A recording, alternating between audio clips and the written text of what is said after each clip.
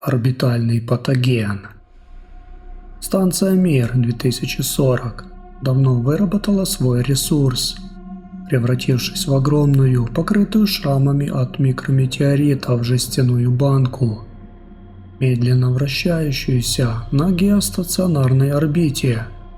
Она служила автоматическим перевалочным пунктом для глубоководных и космических буровых зондов, которые корпорации пачками засылали во все концы Солнечной системы. Люди здесь бывали редко. Раз в полгода прилетала дежурная смена техников, чтобы заменить отработавшие процессоры и почистить топливные магистрали. Максим ненавидел космос за его стерильность.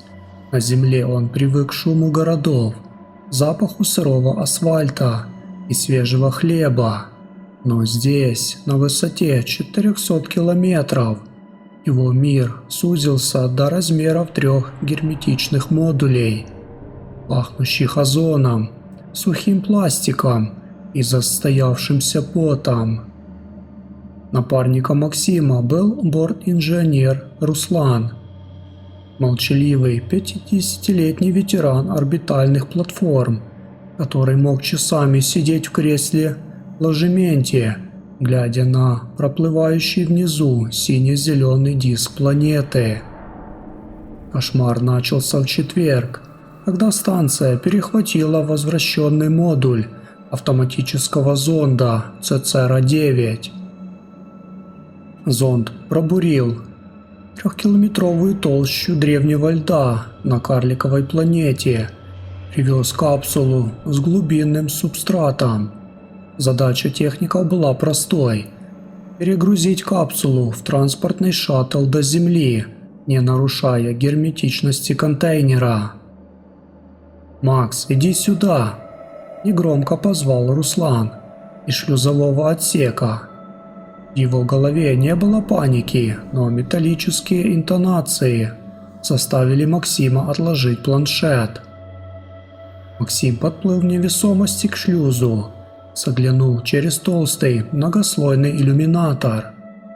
Внутри приемной камеры на техническом столе лежал цилиндрический контейнер зонда.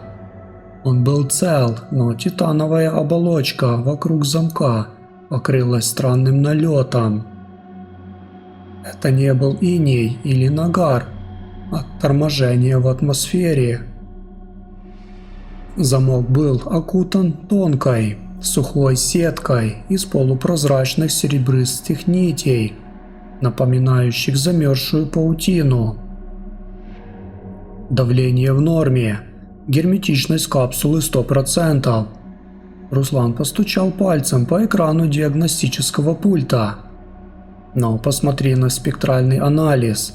Автоматика не может определить состав этого налета. База данных выдает критическую ошибку. Она считает, что этого вещества не существует. Может, кристаллы какого-то редкого газа кристаллизировались при декомпрессии, предложил Максим. Газ не строит геометрические фракталы, Макс. Посмотри внимательнее. Максим приблизил изображение с внутренней камеры шлюза. Серебристые нити не были хаотичными, они сплетались в идеальные, микроскопические прямоугольные соты. Самое жуткое, они двигались очень медленно, едва уловимо для глаза. Нити вибрировали, будто натягиваясь от невидимого ветра. В этот момент на пульте управления станцией вспыхнул красный транспарант. Внимание! Обнаружено падение давления в контуре охлаждения шлюзового отсека. Следом раздался тихий, свистящий звук. Одна из серебристых нитей на контейнере резко выпрямилась, как стальная струна, и буквально пробила титановую обшивку манипулятора. стоявшего рядом. Металл не лопнул, он мгновенно стал мягким, как воск, и начал менять свой цвет, покрываясь точно такими же серебристыми прямоугольными ячейками. «Изоляция отсека! Быстро!» – заорал Руслан, бросаясь к панели ручного управления шлюзом. Было поздно. Свист прекратился, но вместо него из динамиков связи раздался плотный, жирный белый шум, сквозь который пробился странный, ритмичный цифровой код. Вирус, привезенный из ледяных глубин Цицеры, не был биологической гнилью или бактерией. Это был кремниевый информационный патоген, вирус, который заражал не плоть, а саму структуру материи и программный код. Глава 2. Цифровая лихорадка. Через 3 часа станция превратилась в технологический ад. Информационная зараза распространилась по кабелям связи со скоростью лесного пожара. Бортовой компьютер Мир-2040 сошел с ума первым. На всех мониторах жилых модулей вместо системных показателей начали всплывать бесконечные ряды чуждых символов, напоминающих ломаные геометрические фигуры. Вирус переписывал код системы жизнеобеспечения. Воздушные клапаны начали открываться и закрываться в хаотичном, рваном ритме, похожим на судорожное дыхание умирающего существа. Шаттл связи не отвечает. Руслан сидел перед полузатопленным пультом. Его лицо осунулось и пожелтело. Земля заблокировала наши каналы. Они увидели пакетные данные, которые станция начала транслировать в атмосферу. Этот вирус, он пытается передать себя вниз, на планетарные сервера. Если эта цифровая дрянь попадет в глобальную сеть Земли, вся инфраструктура человечества рухнет за 5 минут. Спутники, электростанции, беспилотный транспорт – все превратится в этот бред. А мы, что нам делать? Максим сжал кулаки, пытаясь удержаться в невесомости возле вибрирующей переборки. Стальной пол под его ногами на ощупь казался странно теплым. «Мы в карантине, парень. Земля нас не заберет, нас просто оставят здесь сгорать в слоях атмосферы, когда орбита скорректируется». Вдруг свет в жилом модуле полностью погас. Наступила абсолютная звенящая темнота космической станции, нарушаемая только тихим щелканьем остывающего металла. Максим включил налобный фонарь. Луч света выхватил стену отсека, и парень отшатнулся. Алюминиевая переборка, отделявшая их от зараженного шлюза, больше не была гладкой. Она покрылась живой, шевелящейся корой из матово-серого кремния. Миллионы крошечных металлических усиков прорастали сквозь стыки плит, превращая обшивку станции в подобие гигантской интегральной схемы.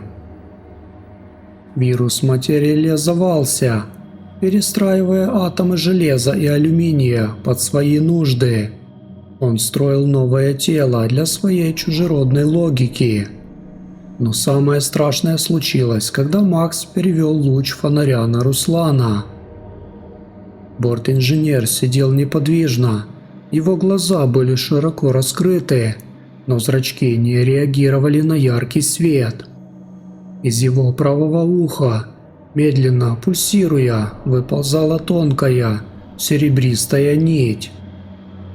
Она уже успела прорасти сквозь кожу шеи, уходя под воротник комбинезона. На коже Руслана прямо под эпидермисом проступали геометрические узоры, идеальные серые квадраты, которые мерцали слабым, фосфоресцирующим светом, в такт какому-то далекому орбитальному ритму. «Руслан!» – прошептал Максим, чувствуя, как липкий страх сковывает движение. Старик медленно, с сухим хрустом в шейных позвонках, повернул голову к Максиму. Его губы разжались, но вместо человеческого голоса из его рта вырвался механически модулированный частотный гул, смешанный со звуком разрываемой магнитной ленты. Код оптимизирован. Углеродная основа призвана неэффективной. Начинается фаза полной перезаписи физического носителя. Глава 3. Архитектура плоти. Руслан плавно оттолкнулся от кресла и поплыл по направлению к Максиму. Его движения больше не были движениями человека в невесомости. Его конечности не сгибались в суставах. Они двигались рывками, как манипуляторы промышленного робота. Кожа на его руках лопалась, и сквозь рваные раны вместо крови лениво выдавливалась густая темная паста, состоящая из коллоидного раствора кремния и металлических микрочастиц. Максим рванулся назад, вглубь третьего технического модуля, где находились ручные контроллеры сброса давления. Пространство вокруг него менялось с каждой секундой. Стены коридора сужались, покрываясь слоями кристаллической металлической коры, которая с тихим кристаллическим треском ломалась при изменении температуры. Воздух стал горячим, сухим и приобрел невыносимый химический вкус жженного текстолита. Вирус не просто уничтожает, он строит вычислительную сеть, догадался Максим, пролетая мимо искрящих распределительных щитов. Станция становится единым процессором, а мы для него просто случайный органический материал, который можно использовать как соединительные кабели. Он влетел в технический отсек и изо всей силы ударил по кнопке герметизации люка. Тяжелая круглая заслонка опустилась, отрезав его от жилого модуля, где остался трансформировавшийся Руслан. В железную дверь тут же ударили. Звук был глухим, тяжелым, будто в переборку били кувалдой. Металл люка начал стремительно покрываться сетью серебряных царапин. Вирус проедал сталь на молекулярном уровне. Максим подплыл к аварийному пульту. На нем еще горело несколько аналоговых ламповых индикаторов, которые кремниевая зараза не могла переписать. В них просто не было программного кода. Единственным шансом выжить, не дать вирусу уйти на Землю, был полный подрыв топливных баков системы ориентации. Станция разлетится на тысячи мелких обломков, которые мгновенно сгорят в плотных слоях атмосферы вместе со всей серебряной паутиной. Максим протянул руку к защитному стеклу тумблера аварийного подрыва, но в этот момент почувствовал странный зуд в левом запястье. Он опустил взгляд. Под прозрачной тканью его скафандра, прямо по венам левой руки, вместо крови медленно продвигались крошечные, блестящие серебряные искры. Они двигались ровными цепочками, как импульсы по шине данных. Кожа на ладони стала терять чувствительность, превращаясь в плотную серую субстанцию, напоминающую матовый пластик. Вирус уже был внутри него. Он проник через систему фильтрации воздуха, когда компьютер начал сбоить, или пророс сквозь ткань перчаток, когда Максим держался за измененные стены. «Нет, только не так!» – прохрипел Максим. Он попытался сжать пальцы левой руки, но они не послушались. Рука двигалась сама по себе, подчиняясь чужому, внешнему алгоритму.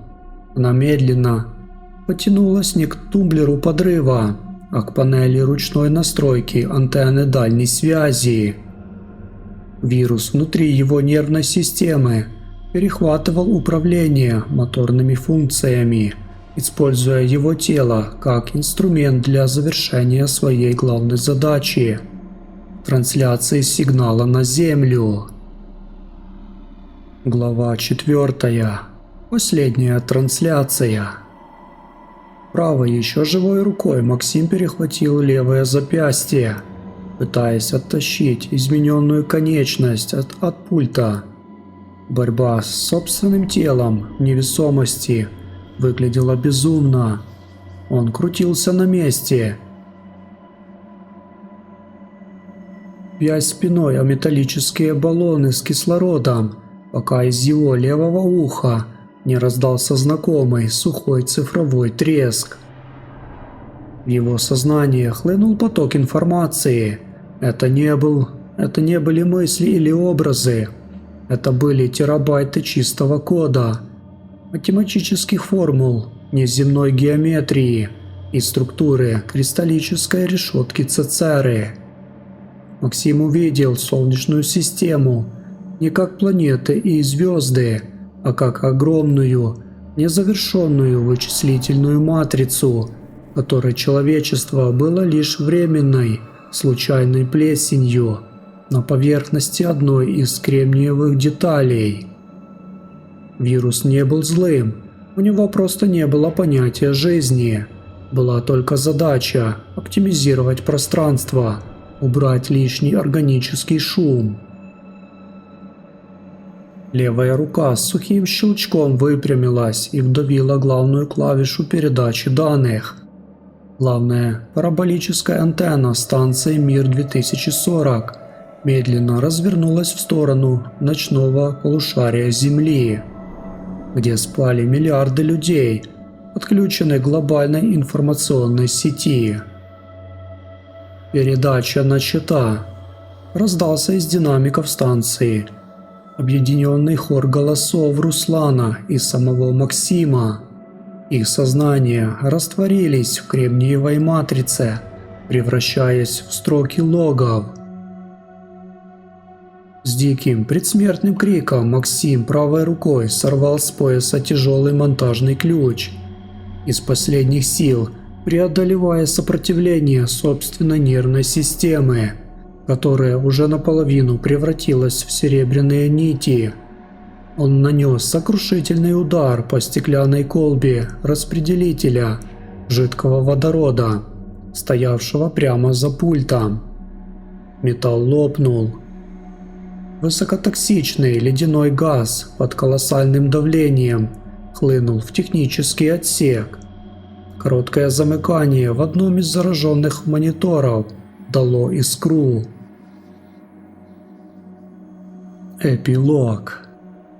Вспышку на орбите зафиксировали все обсерватории планеты. Станция Мир-2040 превратилась в ослепительную, короткую звезду, которая через несколько секунд распалась на длинный шлейф падающих метеоритов, красиво сгорающих в верхних слоях мезосферы над Тихим океаном. Официальные ведомства выпустили релиз о технической аварии и плановом сведении устаревшего объекта с орбиты. Карантин сработал. Прошел год. Про станцию все забыли.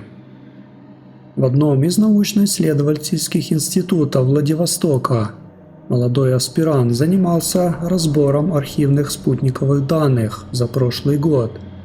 Его задача была рутинной – очистить старые логи радиоперехватов от космических помех и шумов Солнца. На часах было около 3 ночи. В пустой лаборатории тихо работал кондиционер. За окном шумел ночной прибой.